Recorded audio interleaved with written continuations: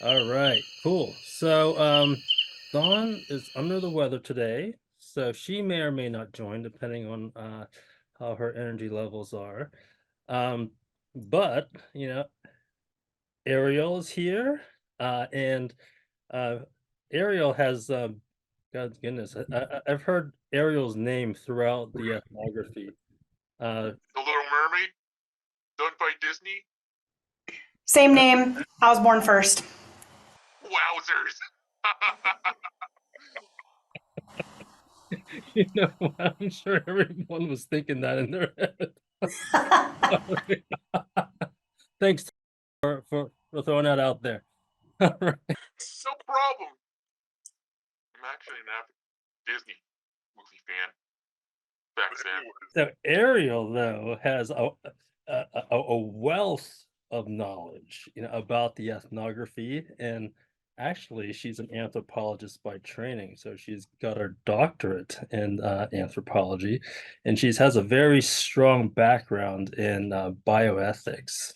So, um, I've heard her name throughout the ethnography from Dawn, so she has a big role in it.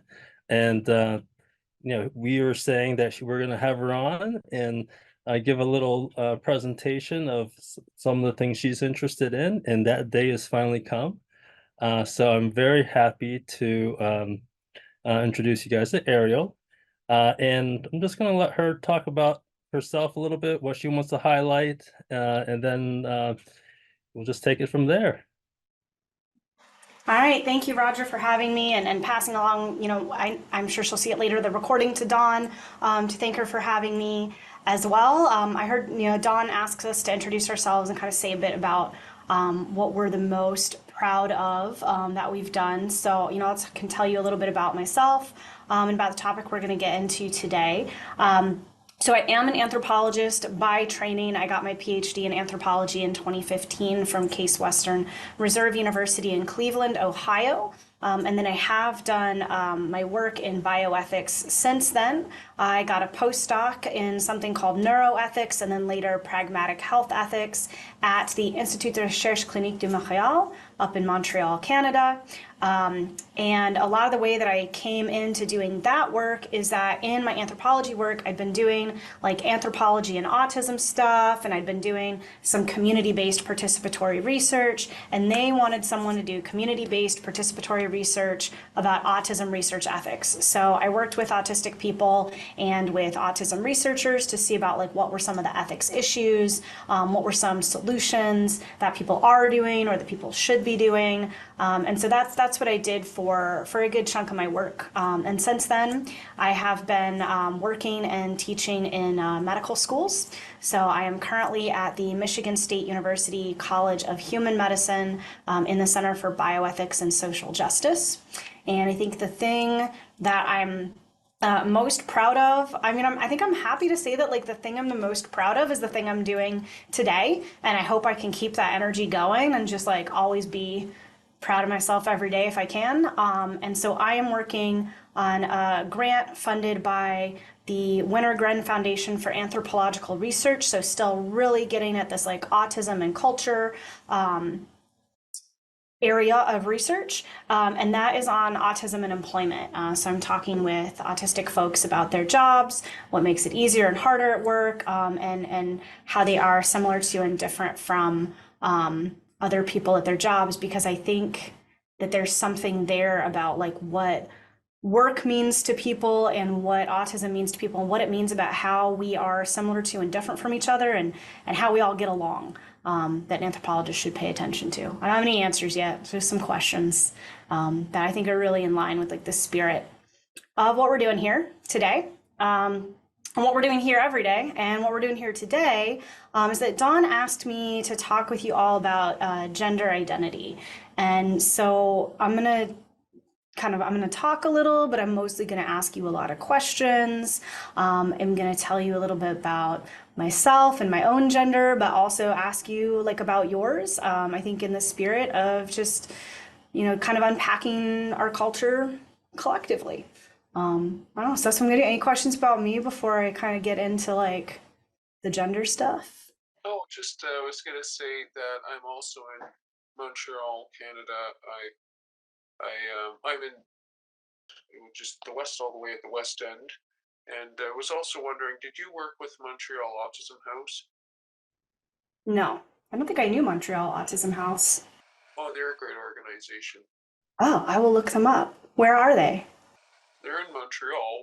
Well, in like where in the city, or are they just like I citywide? think they're downtown, Okay. but Yeah, I will look them up. Just Montreal. I'm gonna put in a note in my notes right now. That's excellent. I lived in NDG when I was there, and then worked up by McGill. Cool. Thank you. yeah. Are you still in? No, you said you're in the States now, but where are you originally from? Were you from Montreal? Because you sound Canadian. Oh, thank you. That's a good question. I'm from Illinois originally, so I am from the States. Yep, I lived in Montreal for 3 years, just about. You definitely have a Canadian accent. You picked that up. Oh, that's Funny. Yeah. I don't know, in English or in French or both. English. I think like with the vowel blends, that Yeah. definitely picked it up. That and yeah, yeah. Which organization would you recommend in Montreal? Yeah, that's interesting. I worked more with individuals, I think, kind of throughout. Um, I'm more familiar with the organizations for like, in the schools. I was familiar with the West Island, Hoya, probably. yes. West It's like Island no one Association. can. West Island Association of the Intellectually Handicapped. I've been trying to get them to change the name, but Yeah, I know. I was like, I'm gonna get the name wrong, but I know that it had handicapped in it. So yeah, that's it. Hoya. I'm familiar with that one. yeah. Are they doing good work at the moment? Oh, they're pretty good. I mean, I think I think what I've been trying to promote is that it is run more by parents, and like it does have their sign up forms say sign up first dependent. So in the Zoom meetings, I just put myself as first dependent because I'm dependent on myself. I live by myself. Yeah. So I'm trying to make a point to I'm trying to get them to shift it. But yeah, that is the closest organization. They're only in Point Claire, so they're really close to where I am. I'd say another one that I used as a resource a lot, although I don't like know anybody there, was just the Fédération Québécoise pour l'autism. I know they have a good guide on like French language that I used a lot, like person first, identity first. It's actually also person first in French, which always made me laugh when I heard that. Like whether it's personne autiste or autiste, or personne avec autism, it still starts with personne. So I like their work, but I don't know anyone. Yeah, I should look into that one. Yeah, thanks for the information. Sorry, I've been holding you up, but No. I put my contact in the chat if you're interested in contacting me. And I noticed your name's Italian, isn't it? It is, yes. And my dissertation research was on autism in Italy. So I have a lot of cross-cultural autism studies that I bring to this topic. Okay. Yeah. My Italian's better than my French. I promise. Well, it's a similar language. Yeah, the grammar with Italian helped with the grammar with French. And the vocabulary with French was a little more close to English, surprisingly sometimes. Yeah, awesome. Okay, so thank you everyone for taking this cross-cultural journey with us. I do think it's important, and it's going to inform some of what I talk about with gender identity. So I think that gender identity is a really good topic for us to talk about today for a lot of reasons. One, I think it's an awesome topic for everyone to talk about all the time. But also, as I talked about on the sort of preview for today's event, there's a lot of overlap between like autistic communities and sort of what we might call like gender minority communities, which means trans and non-binary people. So trans people identify as a different gender than the one they were assigned at birth. So like if the doctor said when someone's born, you're a girl, and later they said, actually, I'm a boy, I'm a man, I've been a boy the whole time. That would be a trans person. Non-binary people say neither boy nor girl nor man nor woman describes me. And that describes me fairly well. And I'll talk a little bit about what language I use to describe myself. It's a little bit different, but non-binary fits. And so a lot of research suggests that, maybe a lot more than we would expect by chance number of autistic people identify as trans or non-binary, more than we would expect by chance of trans and non-binary people are autistic. And so there's like some interesting overlap that's going on here. That's, nobody really knows what might be some reasons for that, or how that might impact people's everyday experience. And so that's what I'm hoping we can talk about today. And some folks have coined the term like neuroqueer to talk about this intersection of like neurodiversity and queerness, how we kind of queer our neurologies, maybe. I myself do not identify as autistic, but as I said, I do identify as non-binary. So that's sort of the lived experience that I'm going to bring today. So I asked before this talk, that I really invite you to bring anything that sort of represents gender to you, that we can share, we can listen to, we can look at, you can put in the link. Actually, before I get that, I see commented, you seem neurodivergent though. Yeah, I would classify myself as neurodivergent or neuroexpansive or neurospicy. I don't have the experience of growing up with an autism diagnosis, and I don't self-identify as autistic, but I got other stuff going on. I got other diagnoses, and I was classified as gifted as a child, which is its whole other session, which I think we've had a session on, and if we haven't, we should have a session on. Yeah, so I've got all sorts of neuroqueerness going on. And part of it's that I interrupt myself constantly when I'm talking, so I should focus more. So the first thing that I brought a picture, and what I'm going to do is I'm going to go in and out of sharing screen today, and I'm also going to go in and out of asking you some questions. So I've got like 4 sort of chunks where I'll talk and then I'll ask some questions, I'll talk and ask some questions, but you can also interrupt me at all of these times, because I'm going to interrupt myself, so it's like only fair. All right, so this is my first picture that I brought for show and tell. So this is a picture of me and my colleague Julia Nopes, my friend Julia Nopes. We've been friends for a long time, and we work together and we go to conferences together. And this is at a conference we went together. It's not actually the one where she said this, but it was the closest photo that I found on hand. I chose this photo as my first show and tell item because it reminded me of this time we were at this conference and somehow this had kind of come up. I think it had to do with what I was wearing that day. And when I go to a conference, I'm pretty much always dressed very much like I'm dressed today. I wear a button-up shirt, I wear a tie or a bow tie, I wear a blazer. This one I've got a sweater on as well. And somehow in this conversation it came up, and I told Julia, like, I'm really bad at gender. And she laughed so hard. I was just talking to her about this before I came to talk to you today. She was like, yeah, that was the funniest thing I've ever heard, because you're like great at gender. Like, you know so much about gender. You're so inclusive when it comes to gender. How can you say that you are bad at gender? And so the reason that I said I'm bad at gender, and I realized, like, yeah, I do know a lot about gender studies. And the reason is I have studied gender a lot, because it does not intuitively make sense to me. I don't feel like I automatically get it. So I've studied it a lot. And so I'm going to try to apply some of that studies to having a good conversation with you all today. So I'm going to tell you a little bit about, kind of what that was like for me, and then give a little kind of sort of the basic things that I've learned through my studies, and then ask how to apply them to your own life. Does anyone have any show and tell that they prepared by any chance?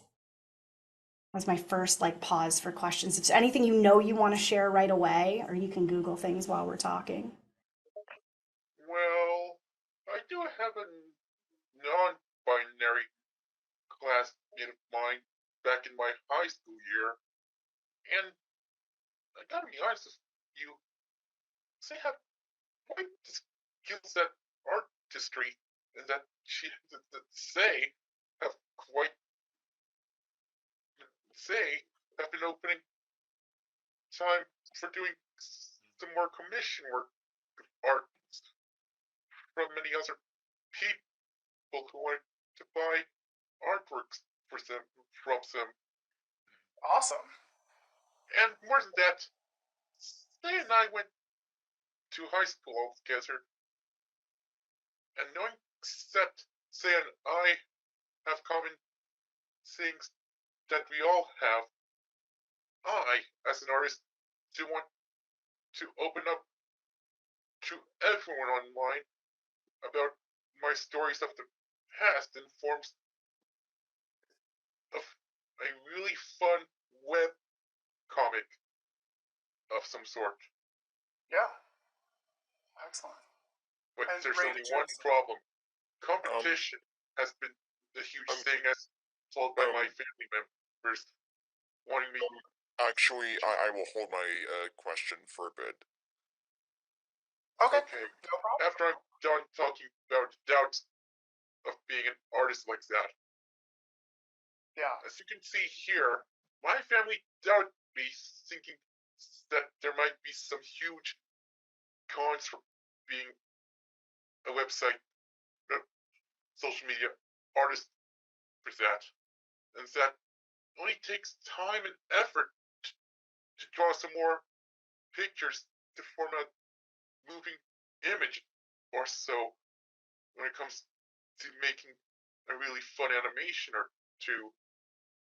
It was just that it requires a ton of work to do, and that being told to do something like that, it's more like a break time, go for. But the real thing is, should I be changing jobs than that? That sounds like a Well, big they question. did try to tell me to take accounting class and to get a job as an accountant to help out with my family's finance. But there's so many more things for me to try things out before I head out and do the actual job so that I could work real money and to also help with my finance too. Just to avoid getting scammed all over again. Yep. And I have so many thoughts about scammers too. I'm going to put towards the end, but I can just tell you that I'm also I've also been there. Those are That's big all questions. of the cons that I have put up with so far. Sorry? But that's all of the cons of being an artist so far. But a pro, I was going to say, being an artist so far, since you are connecting with a range of different folks, and art is also one of these areas where we do express many things that are important to us, and it doesn't have to be gender, of course, as well, but many things that are important to us. True. Yeah, I'm also a visual artist, so I get it. Yeah. So I know we're kind of getting on time, so I won't do too much more, show and tell, but I do have an image that I want to show you and kind of talk through some of these ideas about what gender is. So this image is called the Genderbread Person. It's a teaching tool. It's one that I use with my medical students. It's one I've used with, all sorts of different presentations. And what this is it's a tool that breaks down what gender is and what gender is not. So there's a number of really important things here. The first, absolute most important thing, if you only get one thing from this presentation that I want you to know, is that everyone has gender and everyone uses pronouns.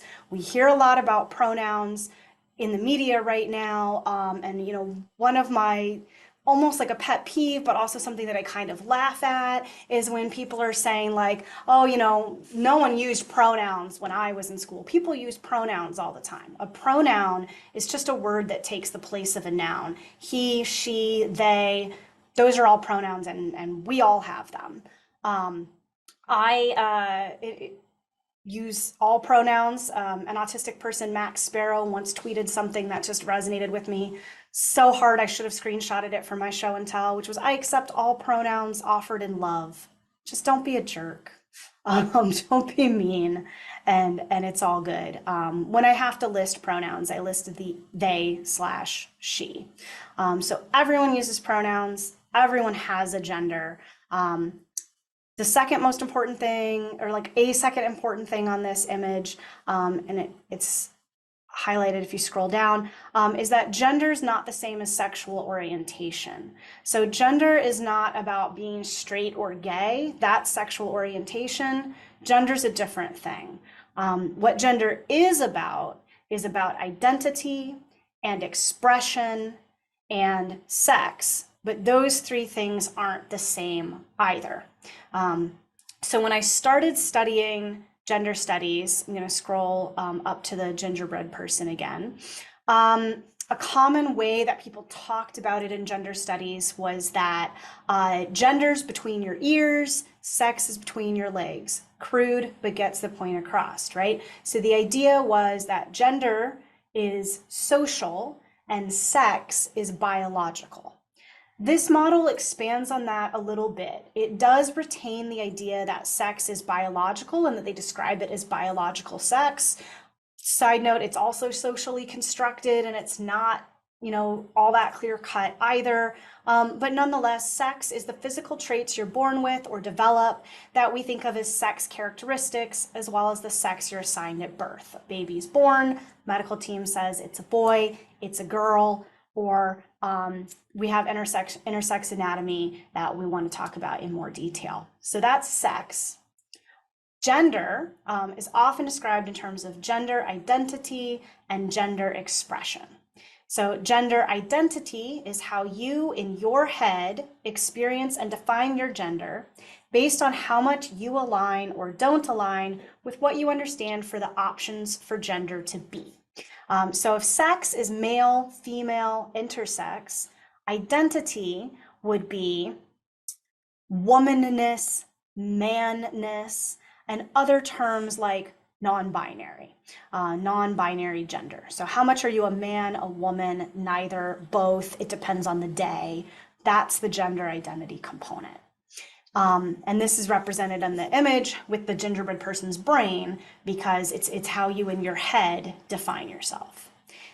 The other component is expression, which is illustrated on the gingerbread by a line around the outside, the outline of the gingerbread person, because expression is how you present gender through your actions, clothing, and demeanor, things that people see, things on the outside, and how those presentations are viewed based on social expectations. Someone look like a man, a woman, both, neither, some combination, right?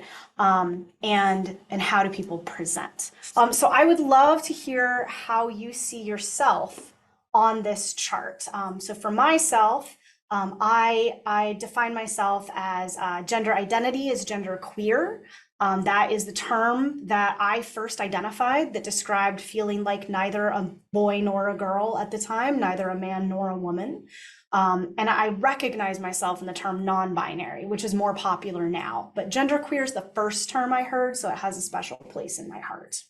I would describe my expression as masculine of center.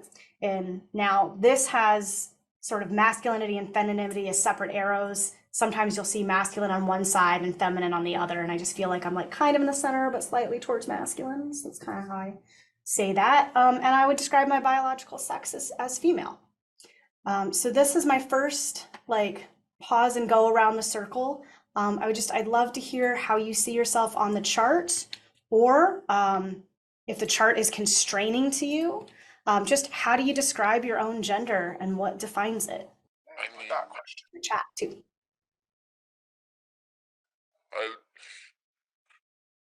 I mean, for me, it's complicated because on one hand, I was assigned male at birth, and I feel like I have male characteristics, but and in terms of gender identity and expression, I mean, it's harder to say because I mean, I feel comfortable dressing in like masculine clothing. Um, but pretty recently, I actually did just um um a friend of mine who identifies as female saw that and she found out that I was interested in trying out like more like I guess like feminine kind of clothing, and so it's like is it okay like is it okay if this is sort of like a miniature show and tell? I might just do it through my phone, but Yeah, I love miniature show and tell. yeah, but this is like one of like the clothing like options.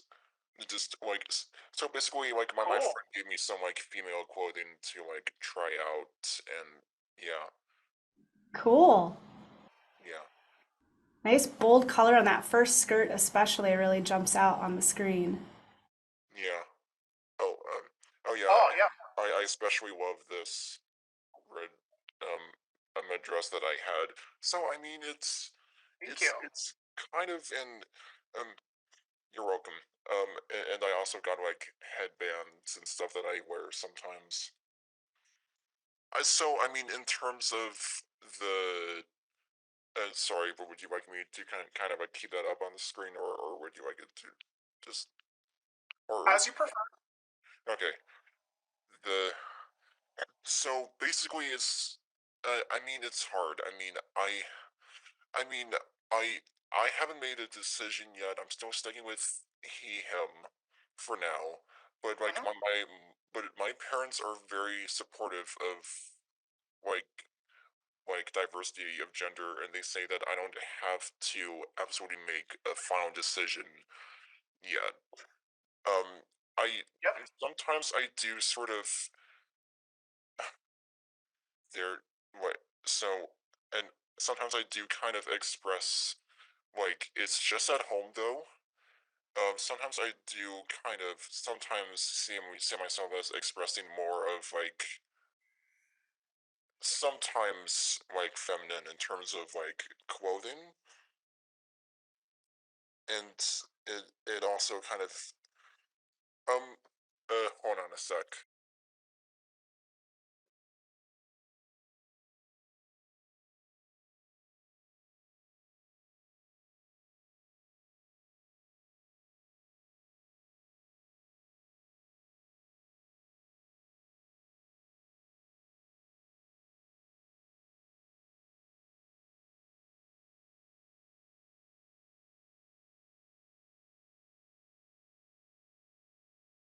Yeah, I think as we give a sec, I want to loop into, you have an excellent comment in the chat that you're always male. Can you tell us?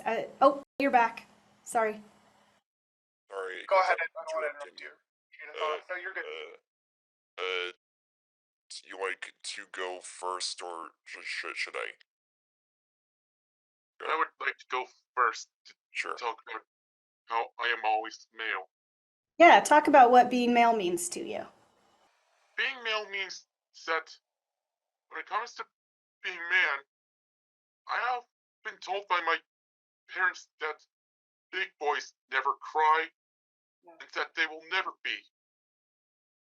More than times, I can cry whenever I want to because when I cry, there are times when death looms upon me when I see someone in my family die peacefully, and that I feel like I want to cry a lot, but Yeah. it's just part of the way of life when I think about being man. That when it comes to being a man myself, there are times when I always act like when I always act like I just have to keep on tidying up the house all day. And that Mm. it just seems like it's more like a wives' chore. and that I'm fine doing my housework, you know, and that just makes me want to think further, even male want to express the world that I, as a male, want to tell stories really grateful and that everything comes from my past experience. Part of my soul being split into many people that I knew of, everyone being embodied there, the past being turned to a world that I just experienced upon. Really, it's all but the imagination that comes into my mind until I release the powers of imagination to try and tell everyone that being male does not mean that I get to be muscular and bulking up. I'm always that way, no matter what. Even if I've been, even if I'm single and set, I still want to keep on spreading the words as big as possible, despite being an autistic person who has a huge problem finding what I should say next. Well, thank you. I think what you I said won't is... give up on that. Yeah, I think that's what you said is really important. I want to cycle back to that and to what you said first, but also I think you had more to say, and I don't want to interrupt you. Yeah. So anyway, like it. Sometimes sometimes my interest for wanting to kind of like explore gender like identity also kind of extends to cosplay as well. Like throughout my life I've mostly like dressed up as like male characters, but pretty recently um I've grown so fascinated in the specific superhero character that I just decided who identifies as female, and I thought, like, what if I tried cosplaying as this character? The cosplay in particular is of Spider-Gwen from the Spider-Man comics. Yeah, I'll Yeah, I know. just show you a couple of like few photos I have.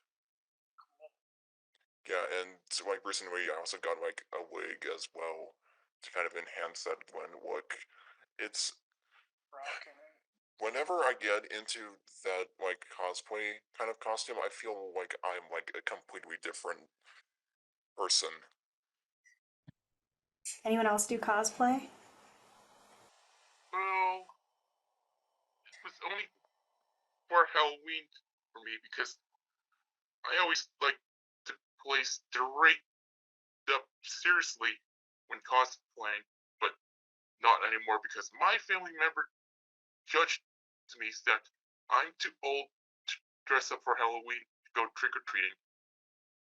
So I stopped trick-or-treating. But some other people told me that I should start trick-or-treating and said I would never be too old for that. I mean, You gotta find your space. I wish I brought photos of my Halloween costumes, actually. I didn't even think about that, which is why I love being in this space and we could think about all these different things. I remember really clearly when I was told I was too old to trick or treat when I was 12. I used to go trick or treating at my aunt and uncle's house because I lived in the country and there were no houses to trick or treat at. And my aunt and uncle said I was too old. So I went to the next town over and went trick or treating with some of my friends. I went trick or treating until I was 20. And I had reasons to stop, but I also don't know if you need to stop. So find your space. Find your space. so this is a photo of me dressing up as that one comic character from magazine. Like Black Mask? Spy. That was Black Spy from Spy vs. Spy. Oh, that makes sense. That makes It was sense. meant to Okay. be based on that. Yeah. Hilarious just thinking about it. Yeah. Back when Excellent. I was 17 years old. So I think both of your comments have highlighted a lot of this like social component of gender, right? It might depend on context. We might express our gender differently in different times or in different places. In one way, in the house, outside of the house. And also that it has to do with what people might tell you about your gender as well. And we can resist those messages or embrace them or write new ones. In fact, that's my next set of questions, which I'm also going to put in the chat here, is, when did you first become aware of your own gender? What if other people told you about your gender? And do you agree or disagree with what other people have told you? And as we're thinking about that, I also wanted to ask, if you're comfortable with it, if you want to, I see that you do use images. Do you have any images about being a man or a woman that you want to share with us? I'll give you time to think on that while we think on questions in the chat too. Because again, these symbols and how we communicate about gender is also it's a big part of it. What do we tell each other about gender? Is how we know what it is. Did you say? I did. Okay. It's not verbal. He uses AAC, but he also struggles with complex conversations like this. He sits and listens and sees his friends and stuff, but I'm not sure he's totally following the conversation. So I have No pressure. no idea whatsoever about his feelings about gender or sexuality or anything because he can't really tell me. Does he use any? Do you use any icons like man or woman, or is that not important? He has, when asked, said that he's male, but so I'm, assuming, when he was little, everybody thought he was a girl, but but I don't know if that had anything to do with him or just that he was so delicate. He was really delicate, and I tend to keep his hair long, so. But it is a complex conversation for him, and I think it's beyond his ability to really follow this conversation because he has a pretty severe receptive language disability. But I don't want to put you on the spot. I do want to try to make this conversation as simple as possible, just to say we all have a gender, and makes a great point about being. It said something about like, I'm always male, and if people tell me I shouldn't do this because I'm a man, I'm still a man while I'm doing that thing. And for some people, that is a really strong sense of their own gender, that there's nothing that you can do to take that away from me. And I think that that's awesome. I think that a lot of times we talk about gender identity as, again, like I'm a genderqueer, non-binary person. It is a complicated conversation. For some people, it is not, and that is also awesome. Just saying, I'm a boy. I was born. I was assigned male. I'm a boy. I grew into a man. That's awesome. Also awesome. So that's another big takeaway I want us to have. Yeah. Unlike those lots who like to play around based on genders like that. And some say that even the one would say that they're king, that they insult me by saying that I am queen. But it only happened in my middle school year, which is rather insulting to think about. Yeah. Gender-wise. It said, I'm still male, It said, I get so ticked out just thinking about how much of an annoyance they might do, thinking that they're a winner or something like that. And I did manage to tell the teacher that someone is making fun of me, especially if it's a gender kind of case. So, which is not nice to assume someone's gender out of pure spite and and and assumptions, thinking that they have won this game or something like that. Yeah, absolutely. Nobody Brooke? asks someone else who thinks that they're winning. Does anyone care about that based on gender? Not much to say about that, but it's unwise to make fun of people saying that they are a winner based on gender. Like, you lose, I win, I'm gonna be like that. It's not cool. I'm with you on that. Like, thank you. It was just that middle school year was a huge struggle for me to deal with. Even if my former classmates who are under the spectrum of mine, albeit differently, well, nasally speaking, that is, and that their sibling pretty much knows all about it, that they already embrace it, telling me that I'll have to deal with it. That's no cool, you know. And that it's rather to be ridiculous to me, just so you know, because nobody likes to play games based on fightings like that, because nobody asks. I just want to have fun, and if someone thinks that I was playing around, they thought, what if I want to attack him with magic? Which is not a good thing to bring up with. Seriously. Yeah, we get some messages about gender that are really positive and cool, and we get some messages from sources like teasing, which are negative. What would you like to add?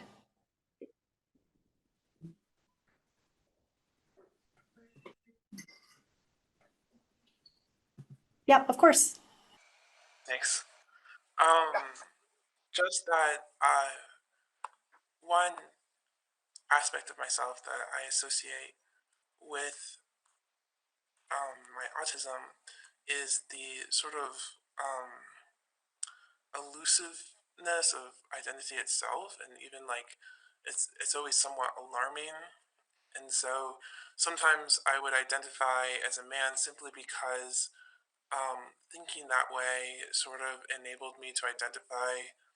It seemed like I could identify a space within myself that was separate, that I could, that sort of identified the place where I seemed to reside, that was sort of, didn't really have anything to do with the way I looked, and just had to do with mind and the idea of like man being a sort of universal singular, and I identified that. But even like the word identity itself, it means it's if you like looking at the etymology of it, it seems to imply like what do you identify with, like in what way do you what part of the world reflects who you are, right? Like what's your mirror, I suppose.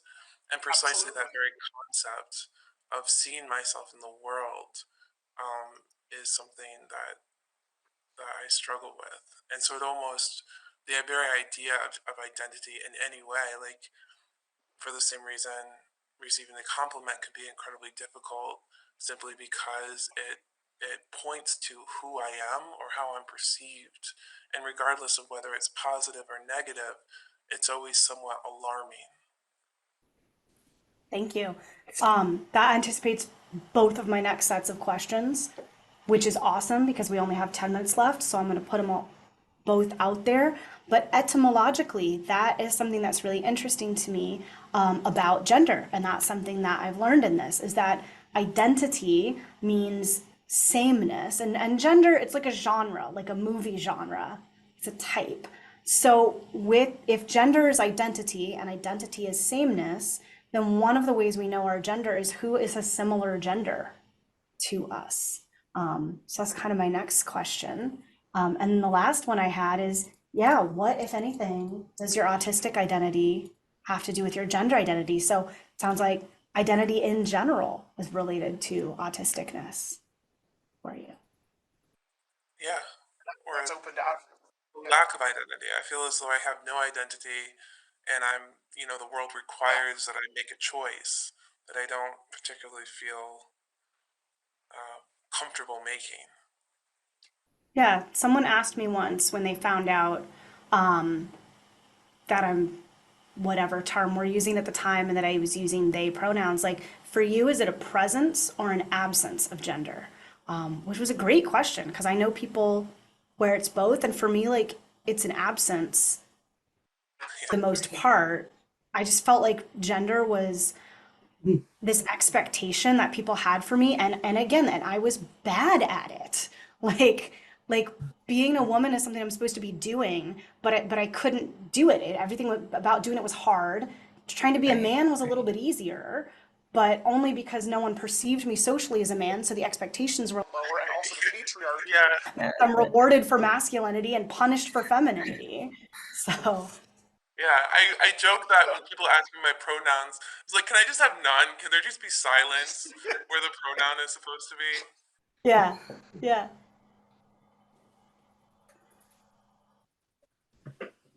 Any other thoughts on who has a similar gender to you, and or if your autistic identity has anything to do with your gender?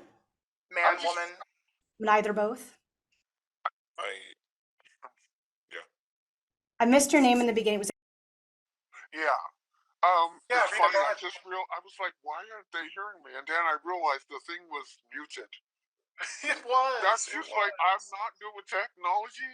Like my friend has to come and do the TV and the phone and getting it done. It's crazy. So when I tell Well, my I kids, hear you now. I text with one finger and it takes me a long time, and they've said a scan of stuff, and then they're like, "Did you hear me?"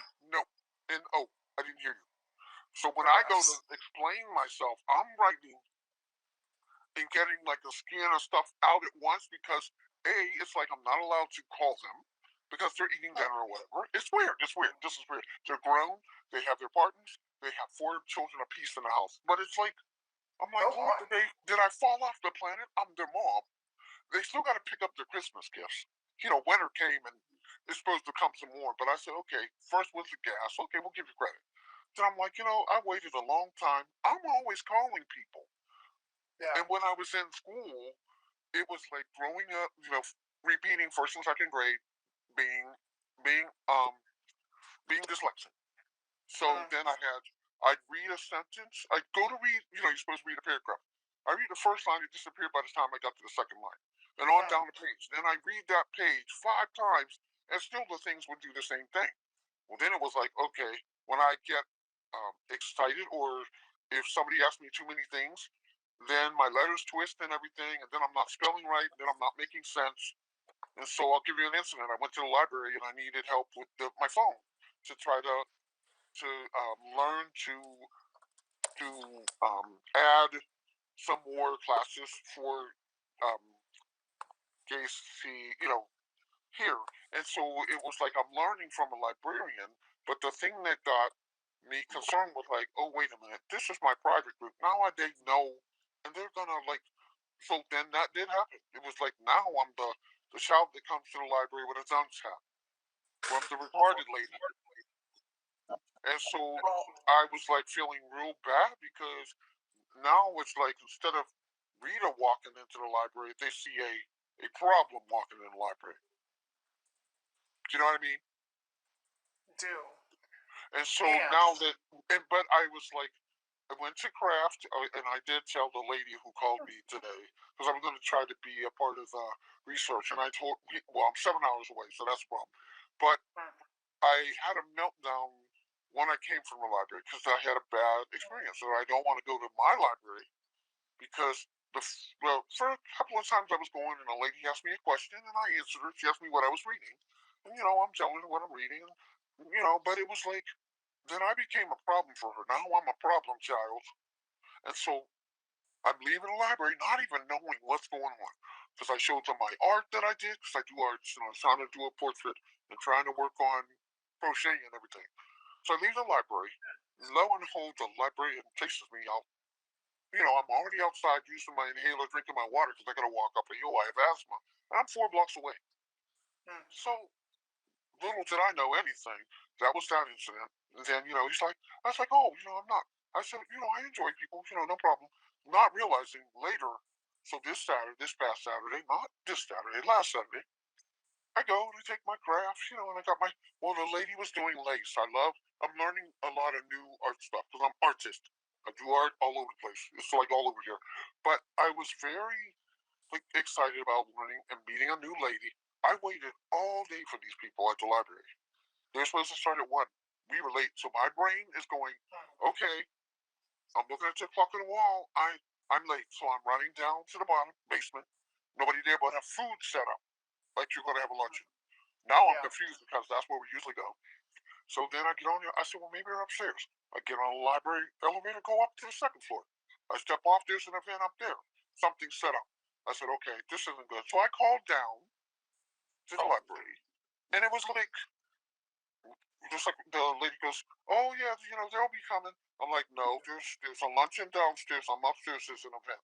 Where are they in the building? Well, they're not here yet. Okay, I'm like, okay, I'm coming back down. So I went down to the main floor. By then, I'm thinking, you know what, Lord, I'm so fast because I'm used to being on time, and it pulled my brain out of order. You know what I mean? So now I'm nervous. Now I'm anxiety high, and everything's racing. I spent you go there, you get your other books you ordered, return books, and I sit there and I was doing my dually stuff. And so I'm ready for class, and then they're not there. Well, then I'm ready to leave by the time I get down the elevator because now I'm in my head talking out loud, trying to calm myself down and say, okay, this isn't good. I'm on time. Everybody's, aren't they having it? What's going on? Okay, everybody got the email. I get to the desk and they say, wait, somebody's coming. They get there. I don't know what. I didn't even look to see what the clock was behind me on the ceiling thingy. The lady comes in. I don't know her because she's new. And then the secretary is going, oh, she was here. She's waiting for the meeting. Where's everybody at? Oh, they're getting here now. So I didn't say nothing. And then she said, oh, yeah, we got an email. So I'm like, wait a minute. First day I come, she took, the teacher took my email, my phone number, and my name. So everybody got an email but me. Now I'm mad at myself because, okay, what did she not get it right? Did she misspell? I didn't even get to ask her. So, that's here nor there. So I told the lady, listen, there's food down there and there's a lunch. No, no, no. I said, there's food down there and there's a luncheon. It's set up. No, it ain't. Okay. So then the lady's telling her, okay, that's what she said to me. And she goes, well, check and see what we put. So, no, the so-and-so. And she goes, well, I'm going to go down there. They go down there and there's a luncheon set up. And she's down there for a while. Like you said, I was really upset because they're first taking me a retarded lady. I don't know what I'm talking about. There's a luncheon downstairs set up, food out everywhere. I think, okay, food's out. I know I'm right. Let's see how long it takes for her to realize that. Nope, it was actually took her a while. She came back. Sure enough, there's food down there. She's down the library. So now the library's looking at me, the lady. I didn't say nothing. I just watching the reaction, and nobody said no apology or nothing. So then they're calling the lady who's the leader, the teacher.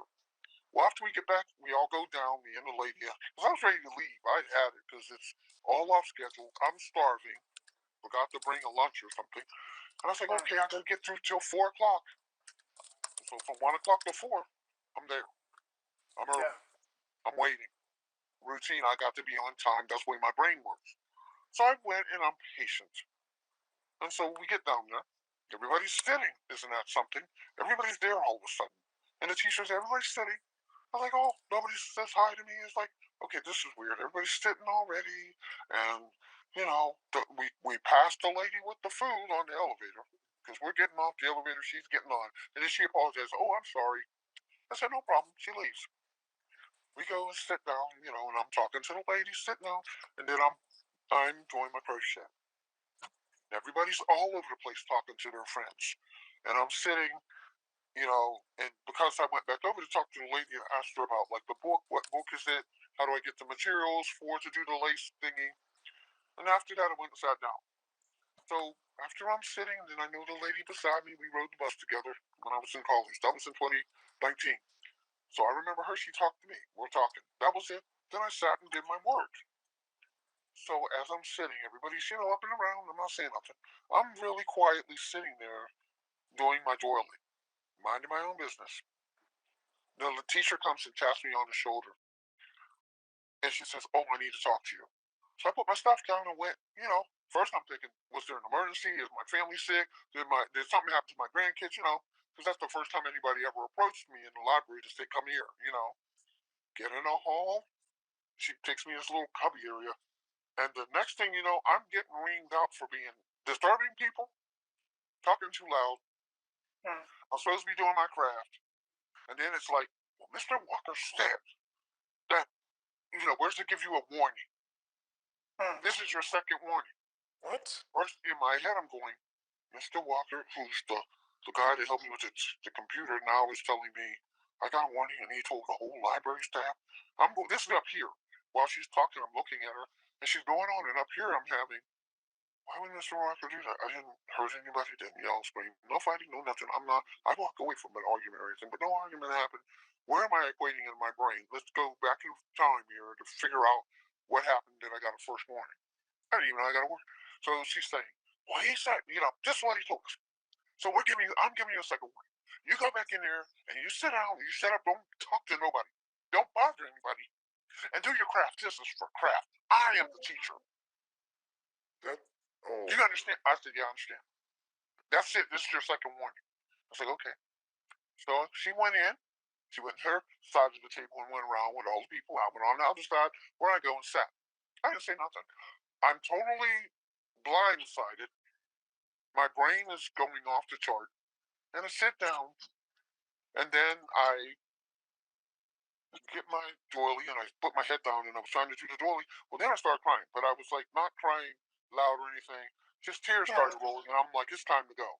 My head's saying it's time to get out of here. This is not a safe place. And by then, I'm doing my work. It wasn't quiet. Everybody was talking. Not only was everybody talking, because the noise started to bother me, but everybody was up and around, even the teachers. They were all around, everybody talking. It was like I'm the only woman of color in the room. I'm the only eldest person in the room, 64. And I just got told off like I had a dunce hat on the corner and I was told to sit in the timeout chair. It was like feeling like at school, in high school, I got beat up in the restroom because I wouldn't do people's homework because I was smart. And I told the teacher, and he paddled me. He didn't even discipline. The girls were sitting in class. This was in third, fourth, fifth grade, all the time, because I wouldn't do their homework. And I said, this is not normal. So I'm sitting here having a total meltdown in my head going, and then I said, Lord, it's time to leave. I feel unsafe. They don't want me here. I got to get up and go. Please help me get out this chair, put on my sweater, and just get out of here so that I can get home and feel safe. And I need to eat and this and that. So then the lady next door, are you okay? She's next to me. Yeah, I'm going home to eat. I didn't eat. That was all that came out. And I got my stuff put on. I just walked straight out the door, headed. And then on the way out, they're going, oh, well, by the next time you come back, you'll probably have half the doily done. I said, oh, yeah. I just kept moving. So I got on the elevator, went up to the first floor, dropped the scissors off because I borrowed the scissors to cut the string for the doily. I went right out that door. And as I'm going out the door, I'm like, Lord, I can't come back here. I don't feel safe. So by the time I got to the hill, because it's four blocks, the hill affects my breathing. I'm an asthmatic, had it on my leg. So I started crying until I got to the crest of the hill. And I said, Lord, help me to stay calm till I get home, or I'm going to break down in the middle of the street and cry. So I walked all the way home, made it all the way in the building. I just held this in. Got in the apartment, shut the door, put things down, and then I sat on the couch. I said, Lord, I'm never going back to that library. I said, I'm so humiliated. I feel like a kid. I feel like the dunce hat was on me. I got a second warning. Lord, I don't even know how I got a first warning. I remember this lady introducing herself to me, and I was helping her. And she wanted to know something, and I said, well, there's a safe link phone. She was talking about she didn't have one. That meeting was the only time. She's only talked to me twice, that lady. And that was it. I've never seen her no more, never bothered her. It was awful. It was terrible. It was like, I just broke down. I have never cried so hard. I said, no, that's why. And then I said, Lord, I have never been. And people ask me, I've never gone to any of my classroom reunions, not high school, not not college at CCBC, not college at Florida. None. Because if somebody really likes you, there's a difference to say I like you as a student, but when it's they want you to do your homework, that ain't a like. That's a I want you to do my homework, and that's the condition of us being friends. So because I didn't do anybody's homework, I had no friends in high school, but one or two, and then we got into a fight because I wasn't doing her homework and I wasn't doing the other lady's homework. But I got paddled by the teacher because back then that was corporal punishment. So when you go through life and you get humiliated, yes, they knew they knew even Miss trying to get the computer right for me. I guess they thought I was kidding. I was really struggling with the computer. They had to get a special computer made for me at Carlo because I had to have noise canceling things. I had to have the speech to check to tell the computer to go search on the internet. All these things that help me because I had trouble reading or something and go after it. My brain is too much. So when I come home, I power out and slept. But after that, I was so hungry, but I slept for 5 hours because mentally I was done. I cried, sleeping. Then I went knocked out. Woke up and I go. I didn't even think about it anymore. And I just started doing my art, which is, I have a therapist come. She's a mental health therapist. She comes because I was so claustrophobic. I wouldn't go outside. Now I'm back there again. Now I'm back closed in again. Now it's like you're so closed in, but I'm not like the rooms aren't closing in on me, but it's people are shutting me out. You know what I mean? Yeah. It's terrible that you had to get out of that situation. It I sounds like you did a had to really good job of getting out of it, but they should have welcomed you. And I know, but the other part that was distressing was during the time that he's helping me on the computer. There's two people staring at me. They're at the table next, and so afterwards I asked him why are those two guys staring at me? And he goes, "Oh, they're special needs." Okay. So by then I'm going in my head, they're special needs. So why would you not say, take me to go visit them? Talk to them and say hello. But I don't class people with special needs. I say, hello, my name is so and so, and they tell me their name. But if you already done typed us, typed us, made us or something, and then typed me, not even on, because you're helping me get set up on the site, our site here, and now you violate my privacy and told the whole library. So when I step in, I'm dunce lady. I'm crazy retarded and not even telling me anything about anything knowing that I got a warning, like a child. And then the second time I get a warning, I'm like, in my head I'm going, and then all I said was, why am I getting a warning? Because you're disturbing the peace, you're bothering this one, you're doing that one. I thought, I'm listening the whole time, just keep your mouth shut, just listen to the whole thing, and my brain's going, well, everybody's moving around and everybody's looking at everybody's craft. Even the teacher's taking pictures of what people are doing. How am I disturbing everybody if we're all moving around the table looking at everybody's project? No. But yes, I was like, it was awful. So I was so thankful I got home, and then I said, okay, I got a meeting Monday for here. And then I was glad the lady called for the research thing, and I told her I didn't have anybody to tell. I told the therapist, I didn't tell the therapist about the library thing because that was after the fact. But I said I could trust you guys because, just like Sam said, the media or whoever, or you go into a library non-suspecting that you're the topic of discussion the next time you go, or you're disturbing the peace when you enter. And so since I'm disturbing the peace there, I said in my head, I am never going back to that group. Yes, I can do my dually because my grandmother taught me and I wanted to re-get it and get the needles. Yeah, okay, I got my stuff. Now I'm fine. I'm on the roll. I don't need to go there. I got the library books, and then today I went and got library books that were for sale at another library that are all art stuff because I do art all over. Like I do portraits. I'm teaching myself portraits. I've been teaching myself art, but I've learned how to do art as a kid. Poems got stolen, art got stolen at school. Mine. So my dream was, oh, I wanted to be an artist. Well, I had to be the babysitter of 5 people. And then I had to also teach my mother's education because she had me as a kid. And then she had to work in the mill, and I was become the little mother. So I was not only the child, but the mom of 4 siblings.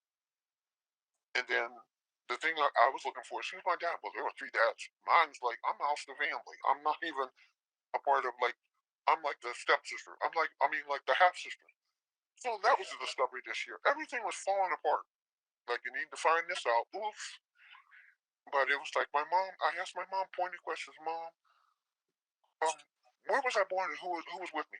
It was just me and her. You know, she was 16 and had me home alone. Her mom and dad were working away. I was home. She was home alone with me, and guess what? She screamed out. I came.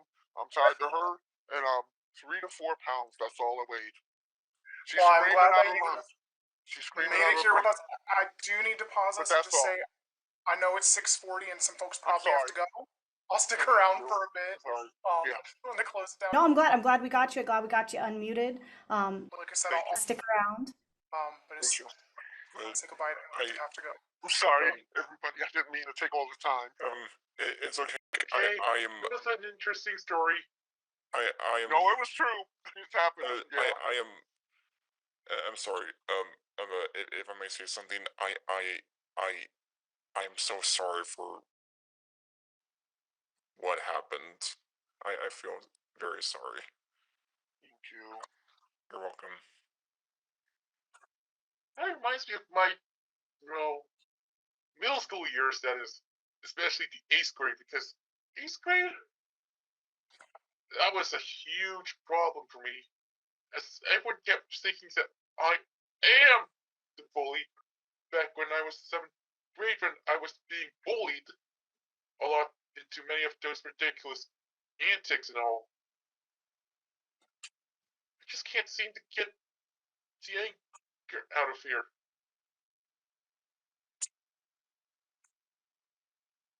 Humiliated by one too many former classmates back then, putting me into dangerous situations like these.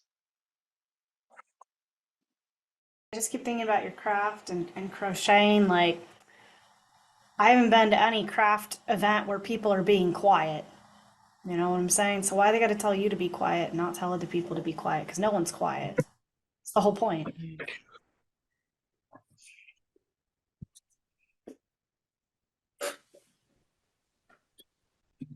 Well, that's really all that I had. Thank you. I just say, hey, this is really fun. Thanks, y'all.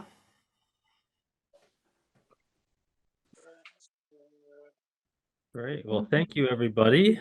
This has really been so enlightening.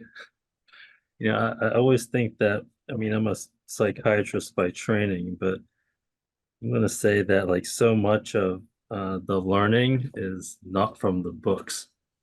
It's things like this, that talks like this and experiences that people share, that these are the things you remember longer term. It's real life. It's not just text, or it's not just academic.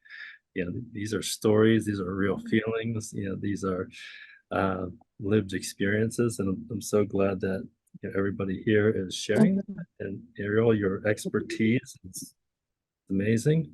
I'm sure Don is going to ask you to come back. If not, I'll be back. I'll be here. Yeah, hopefully for.